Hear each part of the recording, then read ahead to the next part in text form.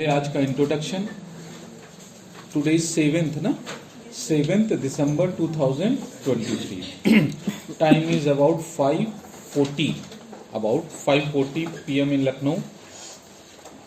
I am Amit sir, with me Ankit sir. On behalf of the Samit Institute, we are going to present our second lecture of the Limitation Act 1963. This is our second lecture and it is in the series of contribution by us towards the Delhi Judicial Examination. और general knowledge के लिए भी थोड़ा सा जानकारी होनी ही चाहिए, उसके लिए हम लोगों ने 4 लेक्चर आर्बिट्रेशन के इस सीरीज में और 2 लेक्चर डेडिकेट किया था कि 2 लेक्चर लिमिटेशन का होगा। कल हमने लिमिटेशन स्टार्ट किया था, थोड़ा सा कल हम लोग ने इंट्रोडक्शन लिया।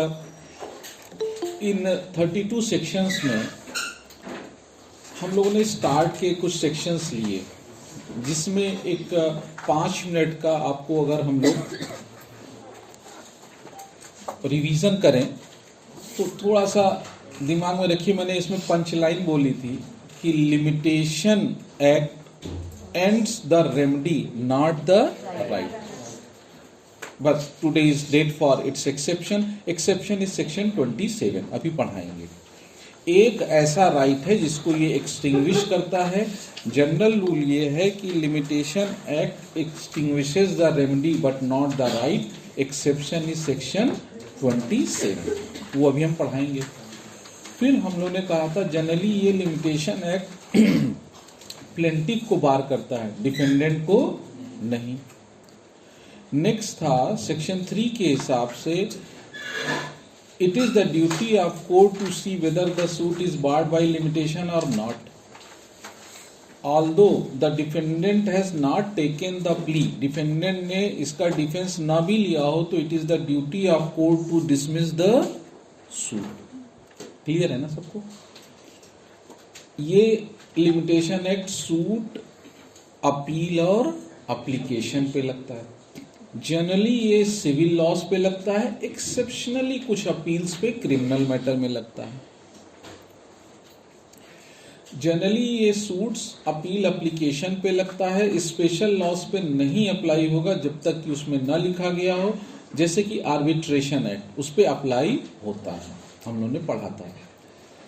उसके बाद हम लोगों ने कुछ इसमें सेक्शंस पढ़े, डिफिनीशन पढ़ा, जिसमें से मेन था सेक्शन 5। ऑल्दो लिमिटेशन पीरियड बार हो गया, एंड हो गया, जो प्रिस्क्राइब था वो एंड हो गया, उसके बाद भी सेक्शन 5 की अगर हम लोग एप्लीकेशन दें, if we file an application in a court जिसके पास ज्यूरिसडिक्शन है to for the purpose of condonation of delay, तो सेक्शन 5 में अगर हमने भेजा था रीजनेबल कॉज है, सफिशिएंट रीजन है, तो डिले कंडोन्ड हो जाता है। बट सेक्शन 5 सूट्स पे नहीं लगेगा, ओरिजिनल कॉज ऑफ एक्शन पे नहीं लगेगा, केवल लगेगा एप्लीकेशन और अपील पे। सूट्स के लिए मैंने बोला था, हम लोग पढ़े थे ना 7-6 ऑर्डर 7 रूल 6 में, वहां जाकर आप कंडोनेशन डिले कराइए, वो jurisdiction original cause of action पे राइज होता है। फिर हम लोग आगे बढ़ते हुए आए कि 3 सेक्शन ऐसे हैं जो आपकी लिमिटेशन को होल्ड कर सकते हैं और रोक सकते हैं, जिसमें हम लोगों ने सबसे पहले सेक्शन 9 पढ़ा। सेक्शन 9 कहता once limitation period start it never stop. एक बार चालू हो गया तो ये रुकेगा नहीं, मगर अगर इनिशियल डिसेबिलिटी है, अगर जिस समय कॉज ऑफ एक्शन अराइज हो रहा है, एक्रूड हो रहा है, अगर उसी समय initially the person is disabled, legally, physically नहीं, लीगली, और लीगली डिसेबल्ड का मतलब होता है माइनर, ल्यूनेटिक या इडियोसी। तो जब तक वो डिसेबल्ड है, जब तक कि उसकी डिसेबिलिटी नहीं खत्म हो जाती, तब तक कि आपका लिमिटेशन पीरियड होल्ड पे आ जाएगा, स्टार्ट नहीं होगा। अगर एक से ज्यादा डिसेबिलिटी है तो जब तक दोनों एंड नहीं हो जाएगी तब तक लिमिटेशन पीरियड स्टार्ट नहीं होगा। ये मैंने तब सेक्शन 6 पढ़ाया जब मैंने कहा कि at the time of commencement of limitation period the person the Clement was disabled. अगर उस समय वो एबल्ड था, बाद में डिसेबल्ड हो गया, तो न वो कहता ये रुकेगा नहीं, वंस स्टार्ट नेवर स्टॉप, याद है सबको। सेक्शन 7 कहता था, इसके आगे हम लोगों ने सेक्शन 7 पढ़ा कि कई क्लेमेंट हैं, कुछ डिसेबल्ड हैं लीगली, कुछ एबल्ड हैं, तो कॉज ऑफ एक्शन यानी लिमिटेशन पीरियड यहां पर कहता अगर जो एबल्ड है वो अगर डिस्चार्ज देने के लिए सबके बिहाफ पर डिस्चार्ज दे सकता है तब तो लिमिटेशन पीरियड स्टार्ट हो जाएगा। अगर वो औरों के बेसिस पर डिस्चार्ज नहीं दे सकता है, ज्वाइंट क्लेम है, अगर ज्वाइंट क्लेम सेपरेबल है तब तो डिस्चार्ज दे सकता है, ज्वाइंट क्लेम इनसेपरेबल है तो डिस्चार्ज नहीं दे सकता। तो अगर डिस्चार्ज नहीं दे सकता सबके बिहाफ पर तो लिमिटेशन पीरियड तब तक रुका रहेगा, स्टार्ट नहीं होगा जब तक कि सभी एबल्ड, हमने माँ और बच्चे वाला बताया था, एक एक्सीडेंट वाला इलस्ट्रेशन भेजे थे ना आपको, तीनों भेजे थे। 8 कहता है, सेक्शन 8 आगे चल के कहता है ऊपर जो लिखा वो सब भूल जाओ, केवल डिसेबिलिटी के केस में एक्सटेंशन एक्सटेंडेड फॉर 3 इयर्स, केवल कितने साल के लिए आपको एक्सटेंशन मिलता है? 3 साल, या अगर ओरिजिनली आपका कुछ बाकी है तो वो मिल जाएगा, नहीं तो मैक्सिमम एक्सटेंशन कितना दे रहा है? 3 इयर्स। ये किस सेक्शन में पढ़े थे? 8 में। 9 में कह रहा था वंस स्टार्ट नेवर स्टॉप। 10 में आते आते सेक्शन 10 निकाल लीजिए क्योंकि आज फिनिश भी करना है ना, कर देना ठीक है। क्योंकि कोई कह रहा था कहीं जुडिशरी आ गई उत्तर प्रदेश की, तो ठीक है आएगी तो है, ये मगर कब आएगी किस ईयर में आएगी ये पक्का नहीं है, इस साल तो नहीं आएगी फिलहाल। हाँ। Section 10 suits against trustees and their representatives. Trustees, suits against trustees and their representative, trust की प्रॉपर्टी पे तो ये लिमिटेशन नहीं लगेगा ना, बेनिफिशियरी का इंटरेस्ट क्या सफर करेगा?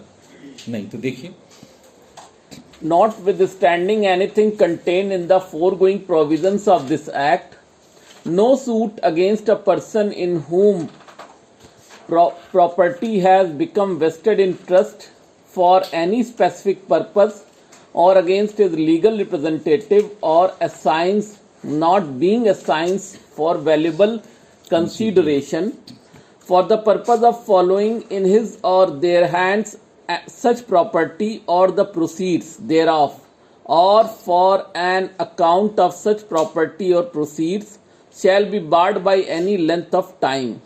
कह रहा no limitation act, the provisions of limitation act will not apply on trust property. ऐसा नहीं होगी कि 12 साल तक हमने नहीं केस किया बेनिफिशियरी के रूप में तो हमारा क्लेम खत्म हो गया। ट्रस्ट प्रॉपर्टी पे ये लिमिटेशन एक्ट अप्लाई ही, ऐसे आप एक लाइन में याद रखो, punch line, no time period is prescribe for the recovery of trust property unless and until such property come under the hand of bona fide purchaser. वो एक अलग बात है, मगर जनरली आप कहें तो ट्रस्ट प्रॉपर्टी पे सेक्शन 10 कहता है no time of limit is prescribe for trust property. Beneficiary कभी भी ट्रस्टी से अपनी प्रॉपर्टी की डिमांड कर सकता है, और ऐसा नहीं कि ट्रस्टी का इतना दिन हो गया अब आपको हम कुछ नहीं देंगे। इट इज नॉट पॉसिबल, क्योंकि ट्रस्ट एक कॉन्फिडेंस, एक रिपोज किया जाता है, ओनर अपनी प्रॉपर्टी को ट्रस्टी को देता है एक कॉन्फिडेंस के through for the purpose of benefit of beneficiary, तो उसका कभी भी कॉन्फिडेंस लिमिटेशन पीरियड नहीं तोड़ेगा। Section 11 suits on contracts entered into outside the territories to which the act extends. Subsection 1 suits instituted in the territories to which this act extends or contracts entered into in the state of Jammu and Kashmir or in a foreign country shall be subject to the rules of limitation contained in this act. भाई rule of lakes फोरी है ना। भारत में अगर आप कोई foreign में आपने contract किया है, उसका इन्फोर्समेंट ब्रीच इंडिया में आप क्लेम कर रहे हो, तो फिर इंडिया की लॉ लगाएंगे ना। ऐसा नहीं कि आप कहो नहीं सर अमेरिकन लिमिटेशन एक्ट लगाइए, और उस हिसाब से हमारा लिमिटेशन पीरियड बार हो गया या नहीं हुआ? नहीं। इंडिया की कोर्ट कौन सा लिमिटेशन एक्ट फॉलो करेगी?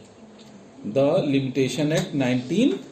तो यहाँ सेक्शन 11 बस एक लाइन में ये कह रहा है कि contract although entered into outside the India but it is meant for the enforcement and execution in India for whatever purpose, the Limitation Act of India will be applicable. Rule of lex foreigner, यहाँ का forum है, law यहाँ का लगाओ, ना कि विदेश का। 12 इसका सब सेक्शन 2 वगैरह पढ़े फिर क्या जरूरत है? कौन सा यहाँ कुछ सीरियस बैठा है दिल्ली देने जा रहा है? सब कह रहे हैं बस फिनिश हो जाए ना बेटा, गलत कह रहे हैं? नहीं, सही हम जांच लेंगे। Part 3 computation of period of limitation, section 12 से कंप्यूटेशन चालू हो रहा है, गणना। कुछ कंप्यूटेशन में कुछ चीजों को डिडक्ट किया जाएगा, जैसे कि गलत कोर्ट में चले गए या कोर्ट ने खुद ही इंजंक्शन इशू कर दिया, इस तरह की चीजें हैं, तो फिर वहां कंप्यूटेशन में कुछ चेंजेस आते हैं। कंप्यूटेशन मतलब counting.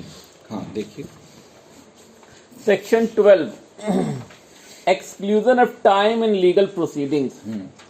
Subsection 1 In computing the period of limitation for any suit, appeal or application, the day from which such period is to be reckoned shall be excluded. जिस दिन से ना मानो 10 तारीख से लिमिटेशन पीरियड स्टार्ट हो रहा, तो 10 तारीख को क्या कर देना? एक्सक्लूड कर देना। याद है रिमांड में भी तो पढ़ाए थे आपको, जिस दिन रिमांड, जिस दिन जो चीज की जाती उस दिन को उसमें जोड़ते नहीं।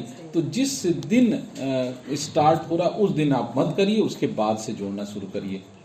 Subsection 2 In computing the period of limitation for an appeal or an application for leave to appeal or for revision or for review of a judgment, the day on which the judgment complained of was pronounced and the time requisite for obtaining a copy of the decree, sentence or order appealed from or sought to be revised or reviewed shall be excluded.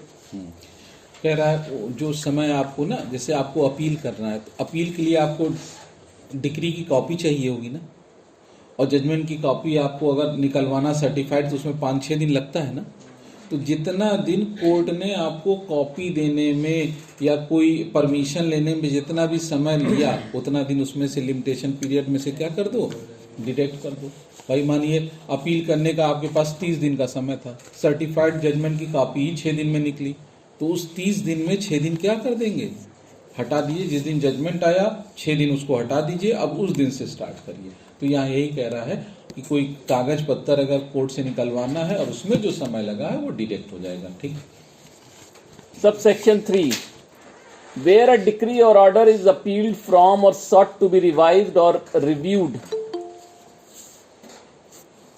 or where an application is made for leave to appeal from a decree or order, the time requisite for obtaining a copy of the judgment shall also be excluded. ये सब exclude कर देते हैं। ठीक है। Fourth, in computing the period of limitation for an application to set aside an award, the time requisite for obtaining a copy of the award shall be excluded. Explanation. बस छोड़ दीजिएगा इसको, बस इतना ही। जितना कोई अवार्ड, जजमेंट एटसेट्रा, इसकी copy लेने में, भाई कोई भी अपील, सेट असाइड, रिवीजन करना, तो जो आपको कॉपी लेने में कोर्ट ने समय लगाया वो लिमिटेशन पीरियड से क्या कर दीजिए, उसको डिडक्ट कर दीजिए। उतना समय उसको लिमिटेशन में हम लोग ऐड नहीं करेंगे। Next 13 Section 13 Exclusion of time in case where leave to sue or appeal as a pauper is applied for. अच्छा, pauper suit ऑर्डर 33 है, सीपीसी में पढ़ाएंगे। तो ऑर्डर 33 में pauper, मान लीजिए कोर्ट फीस देना होता है ना हर आदमी को। कोर्ट देखो ऐसा नहीं आपकी मदद करती है, कोर्ट सबसे पहले क्या चेक करती है? Whether you have paid a court fees.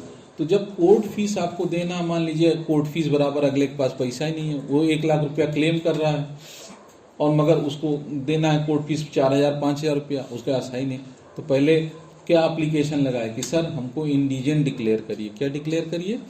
Indigent, और हमको अलाउ करिए कि हम बिना कोर्ट फीस के स्टार्ट करें, क्योंकि कॉज ऑफ एक्शन हमारा बीता जा रहा है। हाँ, जब हम जीत जाएंगे तो हमारे पहले आपका क्लेम हो जाएगा, पहले आप अपना कोर्ट फीस ले लेना, तब उसमें से काट छाट के हमारा पैसा देना। ठीक, इसके लिए ऑर्डर 33 में एक एप्लीकेशन जाती है, application for filing a suit as indigent. तो मानिए उस एप्लीकेशन को डिसाइड करने में 1 साल लग गया। एप्लीकेशन है, इसको डिसाइड करने में कितना समय लगा कि ये इंडिजेंट की तरफ फाइल करें या ना करें, इसमें मानिए 1 साल लग गया। तो ये उस लिमिटेशन पीरियड से 1 साल क्या कर दो, डिडक्ट कर दीजिए, क्योंकि ये कोर्ट की में ही तो चल रहा था। तो देखिए 13 Section 13. In computing the period of limitation prescribed for any suit or appeal in any case where an application for leave to sue or appeal as a pauper has been made and rejected, the time during which the applicant has been prosecuting in good faith his application for such leave shall be excluded, and the courts may, on payment of the court fees prescribed for such suit or appeal, treat the suit or appeal as having the same force and effect as if the court fee had been paid in the first instance. देखिए कह रहा indigent में जितना समय लगा ना, जितना समय लगा उसको क्या कर दो आप लोग, एक्सक्लूड। देखिए हमने क्या बताया, ये पूरा कम एक्सक्लूजन का समय दे रहा है, चाहे 12 में चाहे 13 में। देखो तो ध्यान से, ये पूरा दे रहा है कि कितना पीरियड को हम लोग क्या कर दें, एक्सक्लूड कर दें। हाँ बेटा, सेक्शन 3 में हम लोग पढ़े थे कि अगर sir proper application to sue as a individual person पढ़ देंगे तो वहाँ पे सूट इंस्टीट्यूट मान लिया जाएगा। तो सर हम लोग ये टाइम पीरियड एक्सक्लूड क्यों कर रहे हैं? नहीं, वो एकदम सही तुम कह रहा। देखो हम लोग पढ़े थे कि अगर वो एप्लीकेशन पढ़ गई, मगर एप्लीकेशन जो पढ़ी ना, अगर आपको 1 साल बाद रिजेक्ट हो गया, दिक्कत कब होगी, आपका एप्लीकेशन एक्सेप्ट हो गया तो रेट्रोस्पेक्टिव इफेक्ट मान लेते हैं ना, उसी एप्लीकेशन को क्या ट्रीट कर देते हैं, सूट प्लेट मान लेते हैं। मगर अगर आपका रिजेक्ट हो गया तो रिजेक्शन जो हुआ, रिजेक्शन होते ही अब प्रश्न ये उठेगा कि फिर वो तो एप्लीकेशन थी, इसीलिए इसने क्या कह दिया सेक्शन 13 ने, in the case your application of indigent rejected, अगर रिजेक्ट हो गया है तो फिर उतना समय क्या करा दो, डिडक्ट करा दो 14। Section 14. Exclusion of time of proceeding bona fide in court without jurisdiction.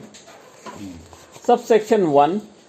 In computing the period of limitation for any suit, the time during which the plaintiff has been prosecuting with due diligence another civil proceeding, whether in a court of first instance or of appeal or revision, against the defendant shall be excluded where the proceeding relates to the same matter in issue and is prosecuted in good faith in a court which from defect of jurisdiction or other cause of a like nature is unable to entertain it. देखिए 14 कह रहा ना, अच्छा generally हमने देखा है 11, 12, 13, 14 पे question नहीं है। जो क्वेश्चन है ना वो 17, 18 और 19 पे है। जो डीजीएस में हमने क्वेश्चन देखे हैं वो 17, 18, 19, 21 और 25 पे है। दिस इज वाई हम इसको केवल आपको एक सिनाप्सिस और समरी पढ़ा रहे हैं। 14 में भी कह रहा है अगर बोनाफाइड मतलब एकदम बोनाफाइड तरीके से तुम किसी कोर्ट में गए और बाद में पता चला कोर्ट का जुरिस्डिक्शन, तो जितना देर उसमें गलत में गया है वो भी उसमें से क्या कर दो, डिडक्ट कर दो 15। Section 15. Exclusion of time in certain other cases. Other cases में जैसे ना कोर्ट ने स्टे कर दिया, एक कोर्ट ने इंजंक्शन इशू कर दिया, इंजंक्शन इशू कर दिया और स्टे कर दिया मैटर, तो जितने देर स्टे किया इंजंक्शन किया वो भी टाइम पीरियड क्या हो जाएगा, डिडक्ट होगा। 15 भी हटा दो 16। Section 16. Effect of death on or before the accrual of the right to sue. Effect of death on और accrual before the accrual of, तुझे अगर डेथ हो गई तो क्या होता है उसमें केस में भाई, जितने दिन बाद चालू होगा स्टार्ट हो जाएगा। अगर उसका LR वो है अगर डिसेबल्ड है, 16 में बच्चा है तो तब तक वेट कर लीजिए। 16 यही कह रहा है ना, बता दीजिए।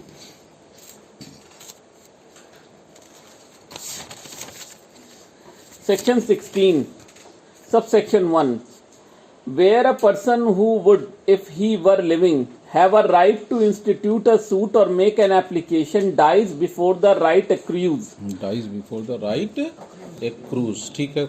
or where a right to institute a suit or make an application accrues only on the death of a person, the period of limitation shall be computed from the time when there is a legal representative of a deceased capable of instituting such suit or making such application.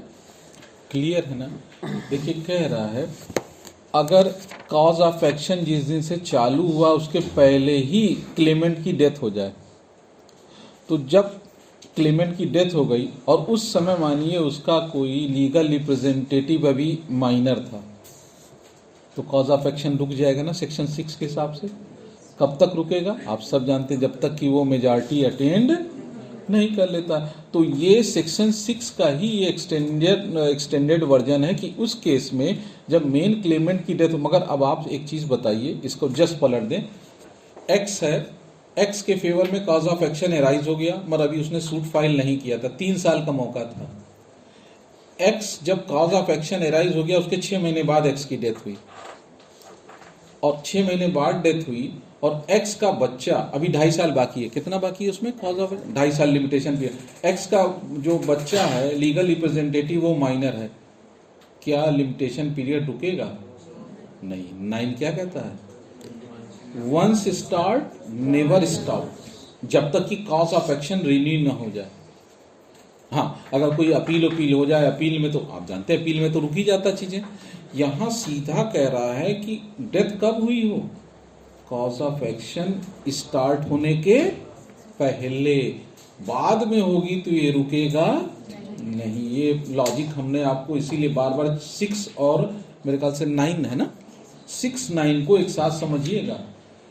Death हुई cause of action के बाद 9 लगेगा। नहीं देखो, cause of action मानो 10 जनवरी को start होना था, ठीक है, डेथ हो गई 10 जनवरी के पहले, ठीक, और जिसकी डेथ हुई उसके लीगल रिप्रेजेंटेटिव को अब सूट फाइल करना, मगर वो माइनर है, तो अभी वो जब तक वो माइनर है वो 10 तारीख उतना साल क्या हो जाएगी, एक्सटेंड हो जाएगी। मगर वही 10 तारीख को कॉज ऑफ एक्शन एराइज हो, 11 को डेथ हो जाए, तब तो वो रुकेगी नहीं, चाहे वो माइनर हो, चाहे अब माइनर है तो नेक्स्ट फ्रेंड से फाइल करे। यानी कॉज ऑफ एक्शन एक्रूड होने के बाद कभी भी कॉज ऑफ एक्शन रुकेगा नहीं। डेथ उसके पहले हो गई तो कॉज ऑफ एक्शन रुक सकता है as per the disability of section 6, ठीक है।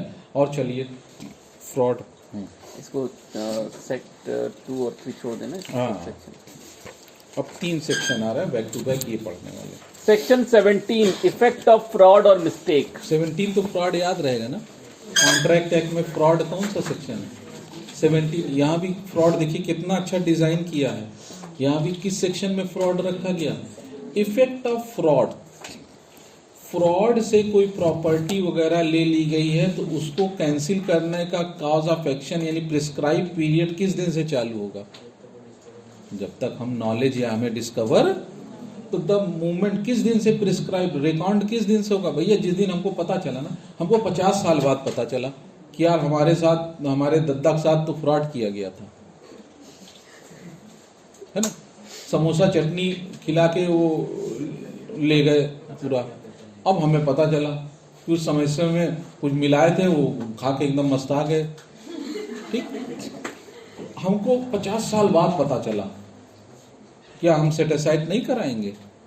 Once fraud always fraud. ध्यान रखिएगा, फ्रॉड से ली गई प्रॉपर्टी पे कोई लिमिटेशन पीरियड, जिस समय मुझे नॉलेज होगा उस दिन से सेट असाइड करने के लिए 3 साल या 12 साल जो भी आपका लिमिटेशन उस दिन से चालू होगा।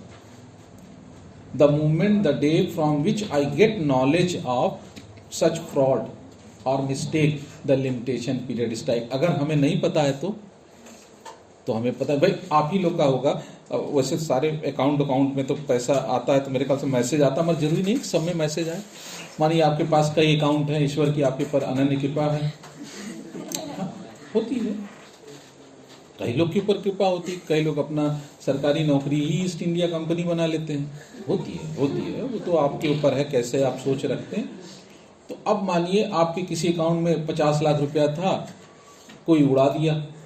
अच्छा, हर दिन जाके पासबुक तो अब आप इंटर, आप 4-5 साल बाद आपको लगा यार जरा सबसे अकाउंट में देख लें, अरे देखा ये तो पार हो चुका है, और कुल फ्रॉड के लिए 3 साल था समय, तो क्या 3 साल बाद अब वो हीरो बन के घूमे? नहीं भाई, फ्रॉड जिस दिन हमारा नॉलेज हुआ उस दिन से हमारा लिमिटेशन पीरियड क्या होगा, स्टार्ट होगा। Section 17 Section 17 effect of fraud or mistake. Subsection 1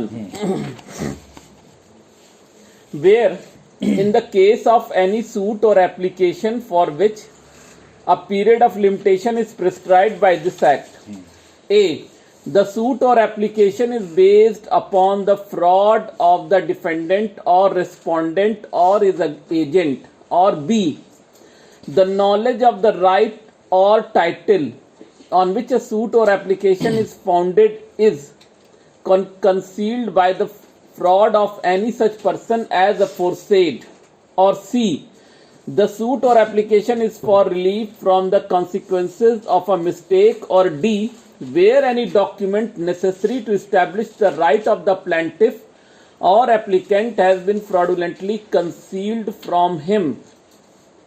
The period of limitation shall not begin to run until the plaintiff or applicant has discovered the fraud or the mistake, or could, with reasonable diligence, have discovered it, or in the case of a concealed document, until the plaintiff or the applicant first had the means of producing the concealed document or compelling its production, provided that nothing in this section shall enable any suit to be instituted or application to be made to recover or enforce any charge against or set aside any transaction affecting any property which, first, in the case of fraud, has been purchased for valuable consideration by a person who was not a party to the fraud and did not at the time of the purchase know or have reason to believe that any fraud had been committed, or second,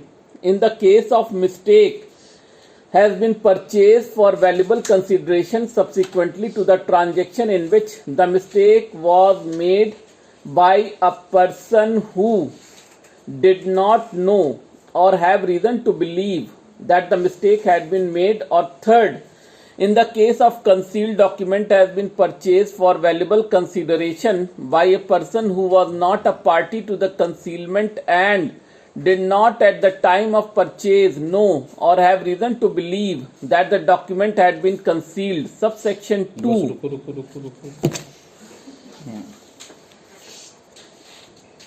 मोती हमेशा गहरे सागर में होता है, छिछले पानी में सुने हो कभी कि ये तालाब में मोती पा गए? हमेशा मोती किस में होता है? कबीर दास कहते हैं ना, जितना गहरा डुबकी मारोगे उतनी ही गहरी चीजें लाओगे, बस निकलने की व्यवस्था रखना। कई लोग डुबकी मार जाते हैं, निकलते ही नहीं है ना, इतना ज्यादा पढ़ने लगते हैं कि यही नहीं समझ में आता काहे के लिए पढ़ रहे हैं। इतना भी डुबकी ना लगाना, ठीक है। तो इसकी गहराई देखिए, सेक्शन 17 क्या कह रहा है, इसमें थोड़ा समझने वाली बात है। इतना कह रहा है कि अगर कोई प्रॉपर्टी डिफेंडेंट ने फ्रॉड से ले लिया, मिस्टेकिंगली लिया है और डॉक्यूमेंट को कंसील कर दिया जिससे अगले को पता चले प्लेंटिफ को कि हमारा कोई राइट वगैरह है, उसे छुपा दिया गया, पता लगा उसी की सारी जमीनें और वही उस जमीन में खेती कर रहा है अधिया पे, क्योंकि उसके कजिन वगैरह ने क्या कर लिया। हाँ, अक्सर होता है, अगला अपनी ही मकान में किराया दे रहा है, उसे मालूम नहीं कि हम इसके मकान के हम ही मालिक हैं। तो ऐसी स्थिति में अगर उसके साथ कोई चीज कंसील की गई है या उसके साथ फ्रॉड किया गया है, तो फिर कह रहा है कैंसिलेशन कराने के लिए, रिकवर करने के लिए प्रॉपर्टी लिमिटेशन पीरियड किस दिन से चालू होगी? जिस दिन उसको नॉलेज हुआ, the date on which he aware regarding such fraud और मिस्टेक। पहली लाइन तो याद रखना। दूसरा, मगर ये सेक्शन हम लोग जानते हैं, इक्विटी अगर आप पढ़े होंगे बोनाफाइड परचेजर के ऊपर कभी नहीं लगेगा। प्रोविजो इसका कौन है? अगर दो इनोसेंट व्यक्ति हैं तो जो ज्यादा इनोसेंट है कोर्ट उसकी मदद करेगी ना।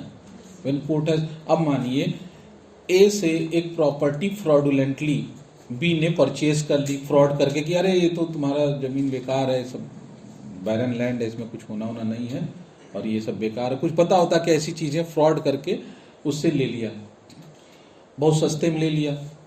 अब ए को जब उसके फ्रॉड के बारे में पता चलेगा तो वो कैंसिलेशन ऑफ डीड फाइल करेगा ना, ठीक। मगर during this continuation of execution, ये डॉक्यूमेंट रहते रहते बी ने सी को जमीन बेच दिया और सी को इस फ्रॉड के बारे में एकदम नहीं मालूम है। सी ने पूरा कंसीडरेशन देकर उस प्रॉपर्टी को खरीदा है। अब ए कैंसिल कराने जाएगा बी और सी के अगेंस्ट, तो क्या कोर्ट अब उसकी मदद करेगी? यहाँ सी को क्या कहोगे? बोनाफाइड परचेजर फॉर वैल्यू, पूरा पैसा देकर उसको इस चीज की नोटिस नहीं थी, तो अमंग ए एंड सी दोनों इनोसेंट हो गए ना। ए के साथ फ्रॉड हुआ और सी के साथ भी क्या हुआ है? फ्रॉड। मगर सी ने पूरा पैसा देकर केयरफुल होके खरीदा, तो कोर्ट अब किसकी मदद करेगी? यहाँ पर सी की। इक्विटी हमेशा ज्यादा इनोसेंट की मदद करती है और यहाँ ज्यादा इनोसेंट कौन है? सी। तो सेक्शन 17 कह रहा है तब नहीं लगेगा, तब ये लिमिटेशन पीरियड का एग्जेम्पशन आपने नहीं पाना है। बाकी ध्यान रखिए फ्रॉड वगैरह के मामले में ग्रेट ग्रैंडसन तक केस करे अप्लीकेबल हो जाता है। जितना भी लिमिटेशन पीरियड का एग्जेम्पशन वकील वगैरह लेते हैं, जब बीत उठ जाता है और बहुत लंबा केस हो जाता है तो यही सब तो लिया जाता है कि we have no knowledge regarding such fraud और सच नॉलेज हमें मालूम ही नहीं था, हमें आज मालूम चला तब हमने सूट फाइल किया। ये सेक्शन 17 का यही जिस्ट है और कुछ नहीं जानना है। फ्रॉड किस दिन से लिमिटेशन पीरियड स्टार्ट होता है? जब नॉलेज हो। मगर ये किसके लिए नहीं अप्लाई होगा? Bona fide purchaser. मेरे ख्याल से नोट्स में हमने वन लाइनर लिखा हुआ, जो आप लोग को नोट्स भेजे हैं ऑनलाइन, उसमें देखिएगा वन लाइनर सब लिखा हुआ है। अपने हिसाब से इसको ठीक भी कर लीजिएगा। 18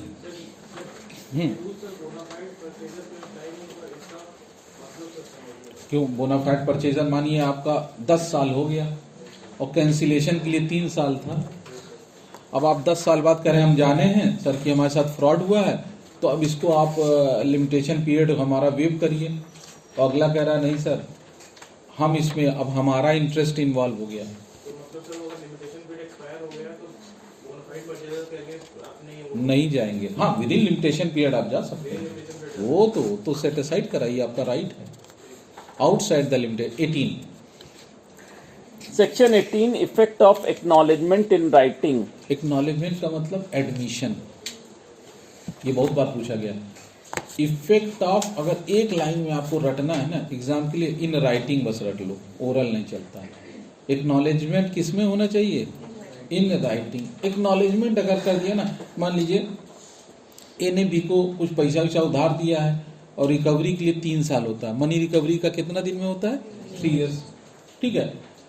ए ने कोई सूट नहीं फाइल किया, करीब 2 साल बीत गए, तब तक बी का एक लेटर आता है, उसको कुछ दिव्य ज्ञान हुआ होगा, तो बी का एक लेटर आता है कि dear I am very much sorry, I have taken money from you in a friendship but I have not return. मैं जल्दी ही रिटर्न कर, ये 2 साल बाद आया। ज्यों ही वो एक्नॉलेजमेंट आया, पूरा लिमिटेशन रिन्यू हो गया, नया काज ऑफ एक्शन हो गया। यानी ज्यों ही रिटर्न एक्नॉलेजमेंट, रिटर्न एडमिशन आया ना, उसी दिन से फिर से क्या स्टार्ट हो गया। अब वो उसको ए को कितना साल और मिल गया? 3 साल, यानी 2 साल फर्दर, उसी दिन से 3 साल नया मिल गया। इसी कहते हैं एक्नॉलेजमेंट। एक्नॉलेजमेंट का मतलब होता है एडमिशन इन राइटिंग। हमने एडमिट कर लिया कि हमने आपसे पैसा लिया था और जल्दी ही हम व्यवस्था करके आपको पैसा वापस कर देंगे। जो ही ऐसा लेटर आया, तो अगर एकदम एंड भी होने वाला होगा काज ऑफ एक्शन, उसी डेट से क्या हो जाएगा वो।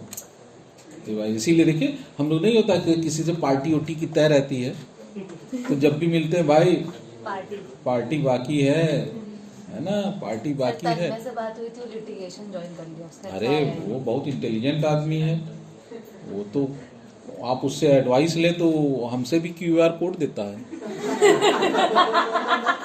मजा तो वो है जब चेला अपने गुरु को ही चूना मारे। हाँ, अरे ये खासियत होनी चाहिए। Professionalism is professionalism, never mix the professionalism with ये फेमलिज्म।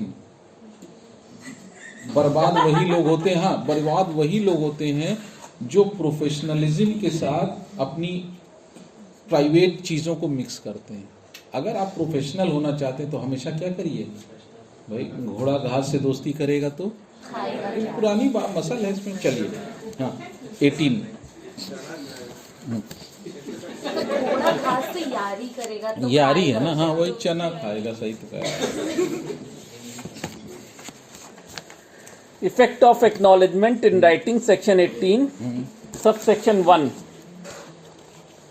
Where before the expiration of the prescribed period for a suit or application in respect of any property or right, an acknowledgement of liability in respect of such property or right has been made in writing, signed by the party against whom such property or right Shant Babu Shant is claimed, or by any person through whom he derives his title or liability, a fresh period of limitation shall be computed from the time when the acknowledgement was so signed. देखिए, जिस बंदे की liability थी उसने अगर in writing acknowledgement कर दिया, acknowledgement इन, मैंने क्या कहा, लाइन याद रखना, इन राइटिंग। पहली चीज है कि वो कोई लाइबिलिटी थी, जिसकी लाइबिलिटी थी उसने या उसके लीगल रिप्रेजेंटेटिव ने एक्नॉलेजमेंट भेजा,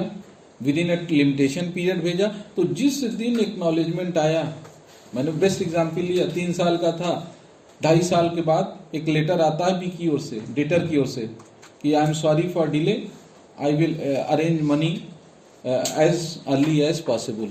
ठीक, जिस दिन आया उसी दिन से नया कॉज ऑफ एक्शन, और फिर से 3 साल को आपको क्या मिल गया, एक फ्रेश लिमिटेशन पीरियड। 18 बहुत पूछा जाता है, 18 बहुत ज्यादा पूछा जाता है, तो 18 इस पे कह रहा, और 19 इसी के साथ जुड़ जाता है। 19 कहता है कि अगर पेमेंट ऑफ मनी का मामला है, ठीक है, और मान लीजिए 3 साल में पेमेंट करना था, 3 साल में पेमेंट तो नहीं हुआ, मगर 3 साल बीतते बीतते जो डेटर है वो कुछ इंटरेस्ट पेमेंट कराता है। यानी डेटर एक मान लीजिए 1000 रुपया लिया था उधार, नहीं दे रहा है, तब तक उसकी ओर से या उसका लड़का 100 रुपया ला के देता और इन राइटिंग देता है लिख के कि हम आपको 100 रुपया इंटरेस्ट के रूप में पे कर रहे हैं, रिमेनिंग बाद में दे देंगे। जो ही वो पेमेंट हुआ इन राइटिंग, फिर वर्ड नया कॉज ऑफ एक्शन, ये 19 कह रहा है, ये रीपेमेंट पे हो रहा है। मगर रीपेमेंट ओवरली नहीं, हम आपको आके 100 रुपया दे दें और कहते बाकी हम बाद में आके पहुंचवाएंगे, तब क्या बढ़ेगा। पूरा खेल 18 और 19 का क्या है, एक्नॉलेजमेंट या रीपेमेंट इन राइटिंग, लिखित होना चाहिए। 19 देख लीजिए। Section 19. Effect of payment on account of debt or of interest on legacy. Where payment on account of debt or of interest on a legacy is made before the expiration of the prescribed period by the person liable to pay the debt or legacy or by his agent duly authorized in this behalf, a fresh period of limitation shall be computed from the time when the payment was made, provided that, हाँ, save in the case of payment interest made before the first day of January 1928, an acknowledgement of the payment appears in the handwriting of or in a writing signed by the person making the payment. Explanation for बस the रुकिएगा। 1928 के पहले oral भी चल जाता, अब इतना पुराना लेने की जरूरत है क्या, कोई है यहाँ 28 वाला नहीं होगा ना। 1928 क्या करना है, 1928 के पहले की बात अलग है। 1928 के बाद जो भी पेमेंट होना चाहिए उसके साथ इन राइटिंग होना चाहिए। वैसे भी ये जो अब पढ़ रहे हो तुम लोग, इंटरेस्टिंग फैक्ट है ना। देखिए कब का इन्फोर्समेंट है, 1 जनवरी, ये रिटायर हो जाएगी, 60 साल हो जाएगा अगले साल, 60 साल हो जाएगा ना, देखिए तो रिटायरमेंट की एज कितनी होती है? ये 60 ही आ जाएगी। लिमिटेशन पीरियड 1 जनवरी को क्या हो जाएगी? ये 60 ईयर्स की हो जाएगी अनरियली। ठीक है, तो अब देखिए इतना पुरानी बात क्या करना, हमने आपको 18-19 का एकदम क्रक्स बताया। एक्नॉलेजमेंट इन राइटिंग 18 में और repayment of interest of money provided it must be in writing. 1928 के पहले पुराना एक्ट चलता था, वहाँ ओरल भी चलता था। अब सब कुछ किसमें होना चाहिए? In writing or sign. तो ये 18 और 19 एक साथ पढ़ा जाता है। इन दोनों में जो हमारा जो क्रक्स था वो इन राइटिंग था। अब हम 21 पढ़ाने चल रहे हैं। 21 ना 21 सेक्शन 21 इफेक्ट ऑफ सब्स्टिट्यूटिंग और एडिंग न्यू प्लेंटिफ और डिफेंडेंट। ये प्री में खूब आता है। Effect of substitution of parties. 1 जनवरी को एक सूट फाइल हुआ है, 6 महीने बाद उसमें एक नया प्लेंटिफ जोड़ा गया, क्योंकि वो भूल गए थे, कॉज ऑफ एक्शन था तो उनको जोड़ा गया। अब जब 6 महीने बाद प्लेंटिफ या डिफेंडेंट को आपने एक नया ऐड किया है, तो उस प्लेंटिफ और डिफेंडेंट के लिए सूट किस दिन से माना जाए? 1 जनवरी से कि 6 जून से? 1 जून से। इसी रूल को बता रहा है, कह रहा है नो रेट्रोस्पेक्टिव इफेक्ट। जनरली ये किस दिन से? जिस दिन पार्टी ऐड हुई है। प्री के लिए याद रखो, जिस दिन कोई नई पार्टी ऐड हुई है, डेट उसी दिन से कमेंस माना जाएगा उसके लिए। देखिए subsection 1 of section 21 where after the institution of a suit a new plaintiff or defendant is substituted or added, the suit shall as regards him be deemed to have been instituted when he was so made a party. when he was suit has been instituted with regard to such new plaintiff or defendant when he was made party। यही pre में आता है।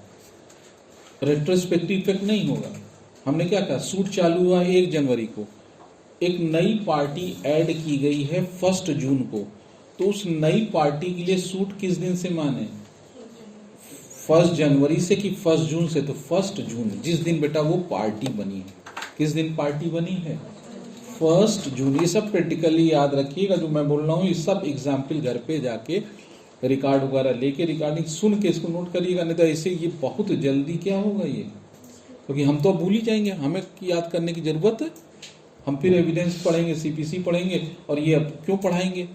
अभी तो हमारे पास रहेगा। जो कोई नया मांगेगा क्या कर देंगे? कह देंगे ले जाओ इसको सुनो। गाना सुनते हो, ऑडियो स्टोरी सुनते हो, विक्रम भट्ट की तो इसकी भी सुन लो। हाँ, रेडियो में आता है। सर जैसे जब पार्टीज आती जाएंगी तो वो तब से तब हाँ, start इसलिए होते हैं। क्योंकि लिमिटेशन पीरियड का आप एग्जेम्पशन ना माने। 6 महीने बाद आप ज्वाइन कर रहे हैं और कहते हैं कि साहब हमारे लिए लिमिटेशन तो खत्म हो गया, मगर हमको आप 1 ही जनवरी से पार्टी मान लो, तो क्या कोर्ट मानेगी? कहीं कहाँ थे आप भाई? आपको आना था तो कब तक आ जाना था? तो सबके जिस दिन नई पार्टी बनी है उसी दिन से। तो देखिए एक बार फिर पढ़ दीजिए इसको। हाँ बेटा, हाँ ठीक है। एक्सेप्शनली कुछ मामलों में डिफेंडेंट के लिए भी लगता है। बेटा कब लगेगा? वो जब आप लोग सीपीसी पढ़ेंगे ना, डिफेंडेंट जब सेट ऑफ या काउंटर क्लेम करता है तो वो प्लेंटिफ हो जाता है। When defendant claim the set off or counter claim, then he deemed as a, ये उसके लिए है। तो ये जब सेट ऑफ का, तो generally this limitation act apply against the plaintiff, but exceptionally in some set off and counter claim cases when defendant acted as a plaintiff and plaintiff acted as a defendant, in such situation this will apply। हाँ और चलिए फिर subsection 1 फिर से पढ़ दें कि हो एक बार बस पढ़ दीजिए, हो गया ये। Subsection 1 of Section 21, where after the institution of a suit, a new plaintiff or defendant is substituted or added, the suit shall, as regard him, be deemed to have been instituted when he was so made a party, provided that where the court is satisfied that the omission to include a new plaintiff or defendant was due to a mistake made in good faith, it may direct that the suit as regards such plaintiff or defendant shall be deemed to have been instituted on any earlier date. अब वो mistake वगैरह वाला मत ध्यान रखिएगा, आपको केवल क्या याद रखना है जो मैंने, एक वाला तो सेक्शन 12 से कवर हो जाएगा। वो फिर 12 से हो जाएंगे ना, इसीलिए हम उधर नहीं ध्यान दे रहे। हम केवल कह रहे हैं कि जब सूट ऑलरेडी इंस्टीट्यूट हो गया और नई पार्टी बनी है तो प्री में आएगा, उस नई पार्टी को किस डेट से पार्टी माने, जिस दिन से वो ज्वाइन किया, जिस दिन से वो ऐड किया, ये बस याद रखना आपको 21 में। अब हम लोग आ रहे हैं 25।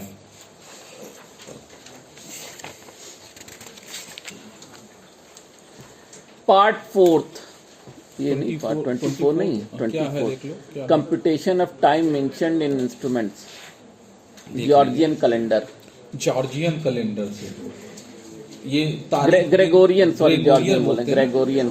ये जो जॉर्जियन ने ये जो कैलेंडर होता है हम लोग का कौन सा होता है, शायद ग्रेगोरियन होता है ना। ये जो हम लोग पढ़ते हैं, जो हम लोग कैलेंडर, वो कौन सा होता है? तो ऐसा कोई आप कह नहीं सर हम हिंदी वाले से विक्रम संवत से बताएंगे तो वो तिथि उथि नहीं चलेगी। तिथि तो जीने मरने के लिए होती है ना, ये लिमिटेशन के लिए कौन सी होती है? ग्रेगोरियन ना। हाँ वो थोड़ा कमजोर है मैटर, ठीक है। हाँ कोई ऐसा मेलोडी तो है नहीं हमारे पास कि हमारा तेज हो जाए। हमारा भी ऐसा कोई मित्र मिल जाए तो हमारी भी अंग्रेजी अच्छी हो जाए, है ना। यहाँ जितने मित्र मिल रहे सब देहाती मिल रहे हैं, हिंदी भी हमारी बिगड़ी जा रही है। कहीं फॉरेनर फ्रेंड मिल जाए कोई, फिर देखिए हमारी अंग्रेजी ऐसी बनेगी कि बहुत। अरे इतना नहीं तुम यार, प्रेमानंद, इसीलिए इसको ओमानंद की जगह हमने क्या शुरू कर दिया। ये सामूहिक बातें बहुत ध्यान रखना, अपना नहीं दिख रहा है। चलो कोई नहीं, गुड बॉय। हाँ गहरे मुँह नहीं, सबके बारे में सोचता है। ये प्रेमानंद की क्वालिटी है ये कि अपना छोड़ दुनिया के बारे में देखो। तुम ये प्रवचन करो, तुम वो करो, तुम ये किया करो, अरे अपना देखो यार, अगला तो अपना खुद ही देखेगा, व्यवस्था करेगा। कितना भगवान आए, कितना गुरु महात्मा आए, किसी ने सुधरा आज तक?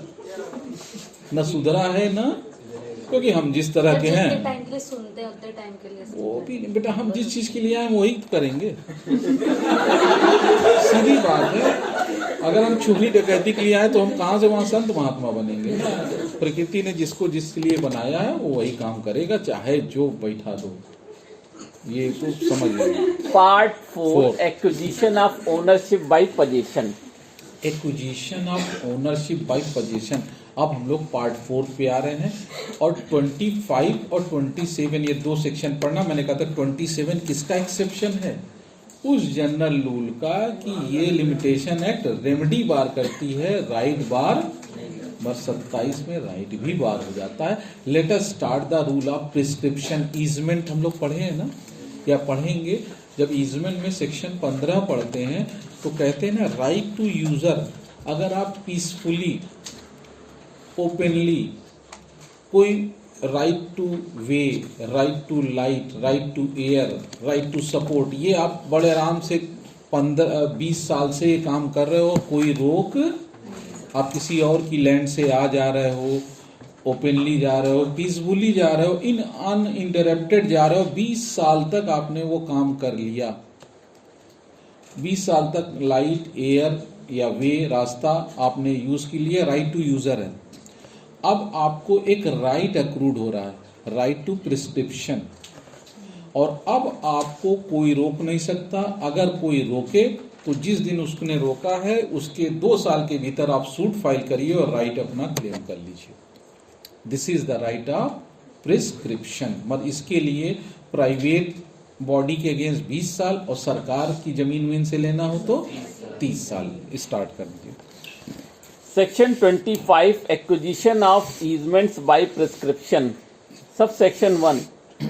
Where the access and use of light or air to and for any building have been peaceably enjoyed therewith as an easement, and as of right without interruption and for 20 years and where any way or water course or the use of any water or any other easement whether affirmative or negative has been peaceably and openly enjoyed by any person claiming title thereto as an easement and as or right without interruption and for 20 years the right to such access and use of light of air way water course use of water or other easement shall be absolute and indefeasible. Absolute 20 साल तक, अगर हम 20 साल तक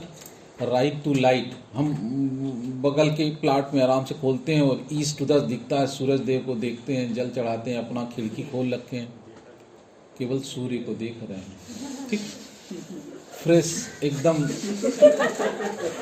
ना, मतलब कुछ और न देखने को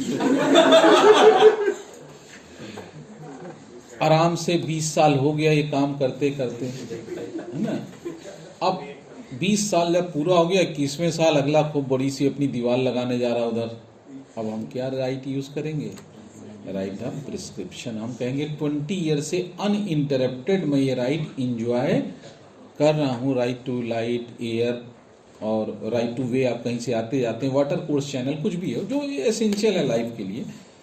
अब अगर अगला इंटरप्ट करेगा तो जिस दिन वो स्टार्ट करेगा उस दिन से 2 साल के भीतर हम इंजंक्शन सूट फाइल करके उसको रोक सकते हैं। तो लिमिटेशन पीरियड 2 साल है। कितना साल है?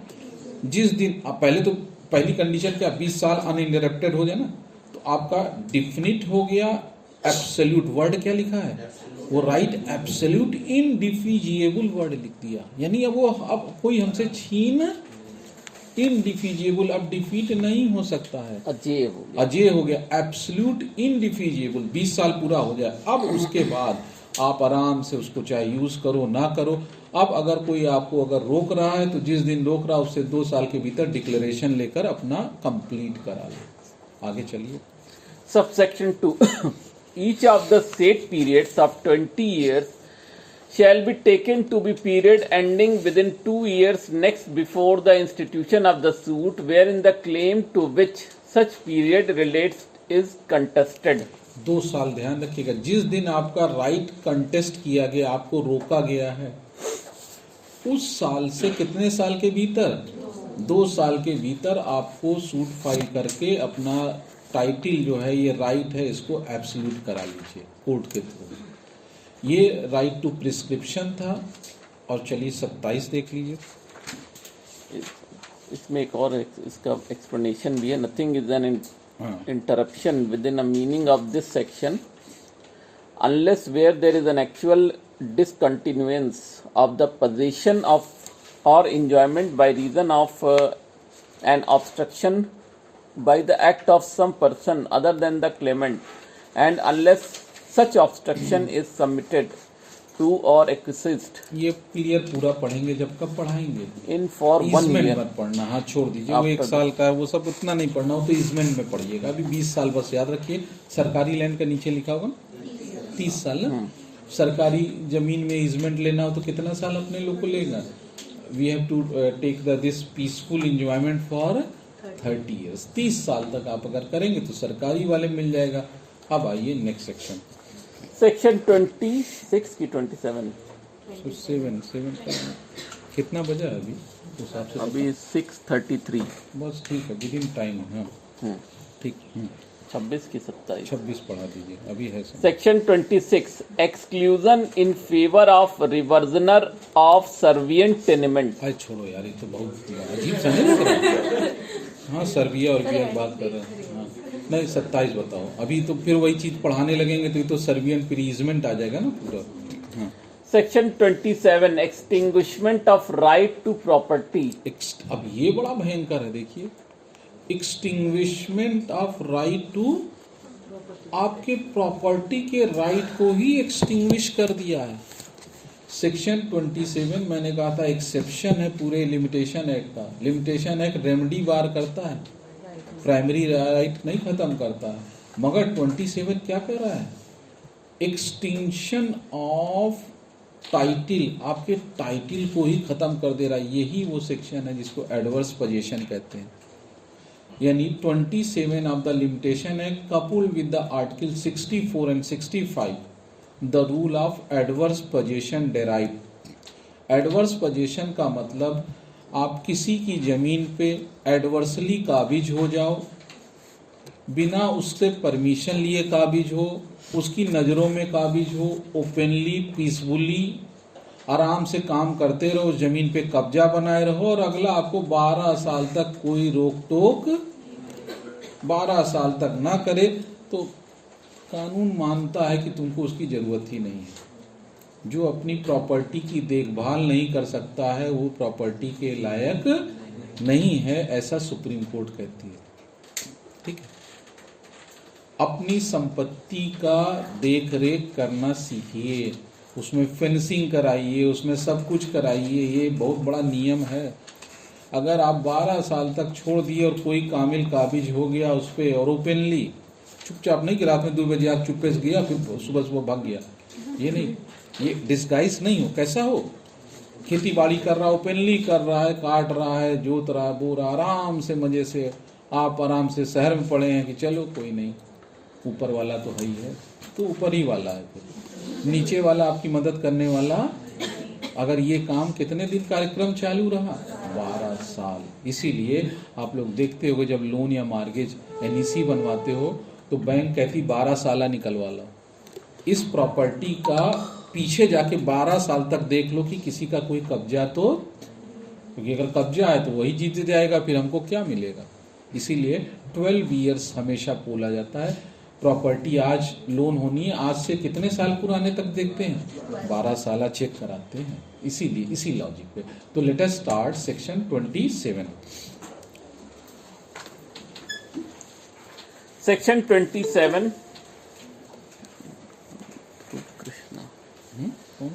ध्रुव extinguishment of right to property at the determination of the period hereby limited to any person for instituting a suit for possession of any property, his right to such property shall be extinguished. फिर से पढ़ देगा। At the determination of the period hereby limited to any person for instituting a suit for possession of any property, his right to such property shall be extinguished. कह रहा है कि अगर किसी प्रॉपर्टी का पोजीशन आप रखे हो, अपना टाइटल अपने पास रखे रहिए, इसमें कह रहा कुछ नहीं। कह रहा अगर किसी प्रॉपर्टी पे कोई और का पोजीशन में आ गया है तो इस लिमिटेशन एक्ट में जितना समय दिया उसके बीच में ही केस कर लेना। अगर वो समय बीत गया तो आपका टाइटल जो है ना उसको धरे रहिए, समझ गए ना। अब जो 12 साल तक पा गया, अब उसके बाद आप उसके ऊपर केस ही नहीं कर सकते। जब केस नहीं कर सकते तो फिर आपका टाइटल क्या हो गया, एक्सटिंग्विश्ड हो गया, और नया टाइटल किसको एक्रूड हो जाएगा, वो जो 12 साल तक। क्यों मैं 12 साल बोल रहा हूँ, क्योंकि आर्टिकल 64 पढ़ दो, लिमिटेशन एक्ट आज, क्योंकि इसमें लिखा लिमिटेशन एक्ट में जितना समय है उतने दिन पे रिकवर कर लीजिए पोजीशन, और अगर नहीं करे तो फिर आपका राइट खत्म। आर्टिकल 64 देखो शेड्यूल में, 64 65 दोनों इसी पे डील करता है। इसके साथ हमेशा आर्टिकल 64 और 65 ये एडवर्स पोजीशन है। जिनको और थोड़ा ज्ञान लेना होगा घर पे नेटवर्क पे डालना, पूरा भंडार पड़ा है ज्ञान का, तो एकदम भंडार पड़ा है। जरूरी नहीं मोए मोए देखो, ये सब भी देखो, बहुत भंडार है। ज्ञान के रथ पे सवार हो जाए। हाँ, ज्ञान के रथ पर सवार हुई। इतना कुछ है ना कि पूरा बहुत ज्यादा गागर में क्या पड़ा हुआ है। बस आपका छोटा सा मोबाइल गागर है और उसके थ्रू आप एंट्री करते हो तो पूरा इंफॉर्मेशन वर्ड आपके सामने खुल जाता है। तो देखिए, हाँ, Article 64 for possession of immovable property based on previous possession and not on title when the plaintiff while in possession of the property has been dispossessed. 12 years from the date of the dispossession. 12 years from the date of plaintiff महोदय को डिस्पजेस कर दिया गया उनकी property से कोई और, जिसकी लाठी उसकी भैंस, भारत में बहुत चलता भैया। भारत में इसको पता नहीं क्यों हटा देना चाहिए ना, मगर ये नहीं, भारत में ब्रिटिशर्स ने यहाँ लग के रखा कि जो दबंग होगा वही पूरी जमीन को, यहाँ नहीं होता एक मसल बोलते हैं कब्जा कर लो फिर देख लेंगे, बार बार यही तो ना भूमाफिया क्या कहते हैं, पहले क्या करा लो, क्यों आखिर इसी सब के लिए ना। अब आपके चाचा बाबा जमीन हर जगह खरीदे हो, कब्जा अगर नहीं है बेटा तो कागज लेके उसको घूमते रहो, या तो आप सूट फाइल कर दो पहले ही, क्या करो। तो यहाँ क्या कह रहा है, कह रहा है पजेशन आपका होना चाहिए था, आपको किसी ने डिस्पजेस कर दिया, आपको उठा के भगा दिया। अब क्या आप चुपचाप जाके क्या करोगे, राधे राधे करोगे? नहीं, you must move immediately to the court for ejectment of trespasser. आप कहिए कि हमारे मकान में, हमारी जमीन में एक ट्रेस पासर आ गया, काइंडली कोर्ट से कहिए कि उसको ट्रेसपास की हटाइए और हम आपको कागज प्रूफ कर रहे हैं वो जमीन या मकान हमारा है, वो मेरा किराएदार नहीं है, ना मेरा परमिशन लिया है, उसने ताला तोड़ के अंदर एंट्री किया, हम तो विदेश गए थे 2 साल बाद लौटे, देखे वो रह रहा,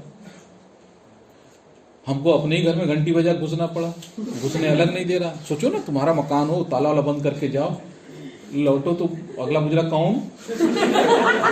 एक बार तो आप बड़े ध्यान से देखोगे यार ये एड्रेस, 4 बात सोचोगे। तो इस तरह की चीजों से अगर आपको बचना है तो कितने साल के भीतर कर लेना, 12 years। इसी पे तो सेक्शन 27 क्या कह रहा था कि अगर किसी प्रॉपर्टी में आपको पोजीशन लेना और आप डिस्पोजेस हो गए हैं तो इस लिमिटेशन एक्ट में जितना समय दिया है उतने के भीतर कर लेना, उसके बाद आपका टाइटल क्या हो जाएगा, एक्सटिंग्विश्ड हो जाएगा, समाप्त हो जाएगा, ध्यान रखना। इसीलिए और सुप्रीम कोर्ट में भी ऐसा मैटर किया। पहले क्या होता था 2018 के पहले क्या होता था कि ये जो एडवर्स पोजेसर था वो अच्छा डिफेंडेंट हो सकता था, उसको कोई टाइटल नहीं मिलता था, आप केवल आप कब्जा बनाए रखो। 2018 के बाद सुप्रीम कोर्ट ने कह दिया आप एडवर्स पोजीशन के बेसिस पर डिक्लेरेशन सूट फाइल करके मालिक बन जाओ, यानी 12 साल हो गया, अब आराम से कोर्ट में क्या लाओ सूट की, सर उनको जरूरत नहीं है। 12 साल तक देखिए हम काटे बोए, हमारा खसरा खतौनी में भी नाम चढ़ा हुआ है, सब कुछ हम पे कर रहे हैं, अब हमको इसका क्या डिक्लेयर कर दीजिए, ओनर, और उनका टाइटल क्या कर दो, एंड कर दो। This is the principles of adverse position. इसीलिए जो चालाक लोग होते हैं वो कुछ ना कुछ कोर्ट में, नहीं तो थाने पे केस, कुछ ना कुछ केस करते रहो, उनके पोजीशन को डिस्टर्ब करो, जो उनका सेटल्ड पोजीशन है उसको 12 साल में क्या कर दो, किसी तरह उसको कंटेस्ट कर दो। इसको क्या बोलते हैं, कंटेस्ट करना। तो this is the principles of adverse position. आपको एक आध केस हमने दिया सब्बरवाल वाला, ठीक है। सेक्शन 27 के साथ कौन सा पढ़ते हैं, आर्टिकल 64 कहता है पोजीशन पर बेस्ड है, और आर्टिकल जो 65 है वो टाइटल बेस कराता है कि अगर आपके पास टाइटल है, आप कह रहे हो सर हमारे पास टाइटल है, तो अपना टाइटल भी कितने साल में अपना टाइटल हो, और टाइटल के साथ आपको क्या ले लेना चाहिए अपनी प्रॉपर्टी का, पोजीशन, कब्जा। 9/10 ऑफ ओनरशिप, आप लोग 110 एविडेंस एक्ट पढ़े ना, position is prima facie evidence of, यानी भारत में पोजीशन बहुत बड़ी चीज है, ध्यान रखिएगा। भारत में कब्जा, इसीलिए हर आर्टिकल आपको सेक्शन पढ़ाए हैं 145 सीआरपीसी, वहां भी क्या होता है, एग्जीक्यूटिव मजिस्ट्रेट जिसका कब्जा होता है उसी को क्या कराता है, उसका काम है। इसके बाद देखो ध्यान से, तो कुछ हमने अच्छे अच्छे सेक्शंस पढ़ाए, लगभग सब पढ़े हम लोग। हाँ बेटा। सर सर ये जो एडवर्स पोजीशन वाली बात है सर, सेक्शन 6 ऑफ एसआरए में जो suit by person dispossessed of immovable property है, उसमें लिखा है सर कि no suit under this section shall be brought after the expiry of 6 months from the date of dispossession. ठीक। सेक्शन 6 ऑफ द एसआरए, ठीक है, वो स्पेशल। सेक्शन 6 ऑफ एसआरए ये कहता है if you are in a settled position of property and you are illegally dispossessed, क्या कहता है section 6, if you are in a settled possession of property and you are illegally dispossessed from that property, then such the person who is displaced file a suit under section 6 of SRA within a 6 month of such displacement. वो जो 6 महीना है वो आपके position को restore कराने का है। वो 6 महीना क्या रिस्टोर करा रहा है? अब 6 महीना बीत गया, तब आपके पास अपने पोजीशन को कि साहब हमने उसके पहले 12 साल तक उस मकान में रहे हैं, उसके बेसिस पर हमको टाइटल दीजिए, उसके लिए आपके पास 12 साल है। पोजीशन रीस्टोर कराने के लिए कितना समय है? सूट फाइल करने के लिए कितना समय है हमारे पास? 12 साल। मगर फिर वो 6 महीने वाला इसलिए क्योंकि सेक्शन 6 में देखिए अपोजिट पार्टी के पास कोई भी रेमेडी नहीं होती, यानी लैंडलॉर्ड नहीं कहेगा I have a better title, क्योंकि वहाँ टाइटल नहीं देखा जाता है। बट एडवर्स पोजीशन में क्या देखा जाएगा? टाइटल भी देखा जाएगा, वो आपका टाइम भी देखा जाएगा, पीसफुल। तो केवल सेक्शन 6 जो है ना वो एक SRA, सेक्शन 6 किसका? SRA का सेक्शन 6 एक स्पीडियर रेमेडी दे रहा है to recover the position and rest will be decided by court under section 5। बाकी सब डिसाइड किसमें करती है? SRA के 5। SRA का 5 वही तो है, सेक्शन 65 आपका है, अरे आर्टिकल 65 है। अब आपको जब सेक्शन 5 में जाओगे तब वहां पर आपको 12 साल वाला क्लेम लेना होता है। तो ध्यान रखना बेटा, सेक्शन 6 और इसका कोई कॉन्फ्लिक्ट नहीं है। सेक्शन 6 केवल हमें पोजीशन को क्या कराता है? फौरी तौर पे restore, immediate, law and action न बिगड़े। आज हम उसको उठा के फेंके, कल वो 4 आदमी लाए, हमको उठा के फेंक दे, फेंका फेंकैया चलना, तो लॉ एंड ऑर्डर क्या हो जाएगा? तो उस समय सेक्शन 6 में कोर्ट कुछ नहीं सुनेगी, बस कहेगी ये क्या थे पोजीशन में? आप कहेंगे हाँ थे, तो आपने इनको बिना कोर्ट से परमिशन के निकाला, तो आप कहेंगे हाँ सर जबरदस्ती पड़े हुए थे, तो आप फिर से इनको वापस करिए और कोर्ट में प्रॉपर सूट फाइल करके इनको क्या करिए? इजेक्ट करिए। तो दोनों में कोई कॉन्फ्लिक्ट, ठीक बेटा, आया समझ में? जी सर, थैंक यू। वेलकम। अच्छा, ये खासियत है, when I don't convince you I can confuse you. ये ग्रेट लायर्स की निशानी होती है। When they don't convince the court, let it confuse. 10-20 section और बताओ उसको, तो अगला चुप्पे शांत हो जाती है, कहता अरे छोड़ो यार, ये अभी तो हम इसी पे चल रहे थे, कहाँ और चले आए, हम तो 6 पूछ रहे थे, 5 पे भी आ गए, पता नहीं कहाँ। चलो ठीक है, सही होगा, नहीं ठीक भी है। लॉ में यही खासियत है, अगर आपको अच्छी लॉ की नॉलेज है ना तो सीधा सीधा मैटर टेढ़ा कर दो। अब देखिए शेड्यूल है आपके पास, देखिए you have a schedule. Schedule से भी 50% क्वेश्चन किससे पूछे जाएंगे? शेड्यूल।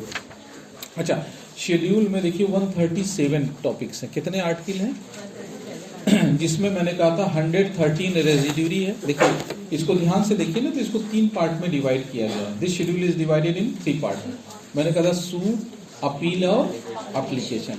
पहला पार्ट 113 तक है, देखिए सूट है ना, जितने तरह के सूट्स हैं उनके लिए लिमिटेशन पीरियड है। दूसरा है अपील और तीसरा होगा एप्लीकेशन। एप्लीकेशन में देखिए रेजिड्यू 137 होगा, जिसके लिए कोई लिमिटेशन पीरियड ना प्रिस्क्राइब हो तो 137 में दिया होगा, 3 साल है ना। और 113 में कह रहा जब किसी सूट के लिए कहीं भी लिमिटेशन पीरियड 112 आर्टिकल तक नहीं है तो फिर कितना जनरल मानते हैं हम लोग? 3 इयर्स। तो 113 कौन सा आर्टिकल है? Residuary, residue article 113। इसके बाद देखिए इसमें अलग अलग लिमिटेशन पीरियड है। हम लोगों ने क्या किया था कि आपको रटवाने के चक्कर में देखिए नोट्स निकाल लो, और देखिए नोट्स हमने आपको जो भेजा उसमें देखिए एक सिनॉप्सिस ड्रा है, डिटेल तो नहीं है, डिटेल तो आप लोग पढ़ेंगे। जैसे डिटेल में मैंने कहा सेक्शन 60 आप लोग पढ़े थे ना, सेक्शन 8 हम पढ़ाए थे, जिसमें कहा था बालक अगर बड़ा हो जाए तो कुल कितना साल उसको मिलेगा। बाबा बालक नाथ का बात चल रहा है। राजस्थान का कहाँ गए वो जो बच्चा बताता बनी जाएंगे वो? मौर्य जी कहाँ गए? बाबा अभी बने नहीं ना, अभी नहीं, अभी बात अंडर कंसीव, क्योंकि रानी साहिबा भी वहाँ है। बाबा को कौन से बेटा है वो है ना, राजकुमारी है ना, जयपुर की हाँ, उनके लिए लॉबिंग, अरे बहुत ऐसा आसान नहीं होता राजनीति जितना हम लोग समझते हैं, बहुत ही टफ चीज़ है। हम लोग तो एंजॉय करते हैं ना, but they have actually a lot of pressure and they like this. Pressure ना हो क्या, तो राहुल गांधी खाली होगा तो क्या मतलब है? तो प्रेशर तो होना ही चाहिए।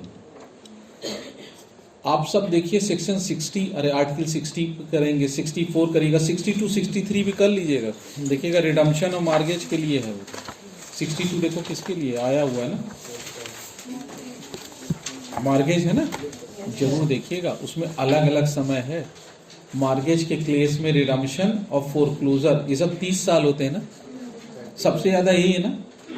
अच्छा ध्यान रखिएगा, सबसे जो 1 साल टार्ट के लिए जनरली कितना होता है? 1 साल, कॉन्ट्रैक्ट के लिए 3 साल, इमूवेबल प्रॉपर्टी के लिए 12 साल, मूवेबल प्रॉपर्टी के लिए 3 साल, मोटा मोटा आपको बता रहे हैं।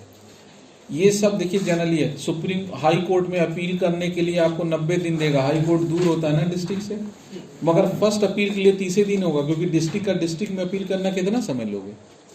जनरल रूल समझिएगा, अगर आप सेकेंड अपील कर रहे हो, हाई कोर्ट में अपील हो रही तो कितना दिन होगा? 90 डेज।